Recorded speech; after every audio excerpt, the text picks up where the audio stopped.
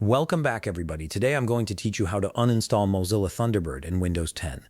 If you've decided to switch to a different email client or simply no longer need Thunderbird, removing it completely from your system is a straightforward process. Let's walk through it step by step. First, you'll need to access your system settings. Press the Windows key on your keyboard. This will bring up the Start menu where you can search for various features and applications. In the search bar that appears, type Apps and Features. This is the control panel section where Windows stores all your installed programs and allows you to manage them. Once you see Apps and Features appear in the search results, go ahead and click on it. You'll now be taken to the Apps and Features window, which displays a complete list of all the software installed on your computer.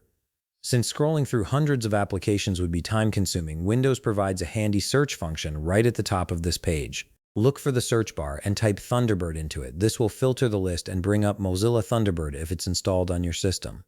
Once Thunderbird appears in the filtered results, click on it. This will expand the entry and reveal a couple of options related to the program. Among these options, you'll see a button labeled Uninstall. Click on this Uninstall button to begin the removal process.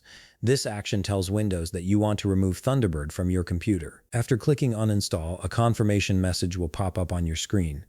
This is a safety measure to prevent accidental deletions. The message will ask you to confirm whether you really want to uninstall Mozilla Thunderbird. To proceed with the uninstallation, click Uninstall once more in the confirmation dialog. Windows will now begin removing Thunderbird from your system, and the process should complete within a few moments. And that's it. Mozilla Thunderbird has now been successfully removed from your Windows 10 computer. If you found this video helpful, please leave a like, subscribe, and see you in the next video.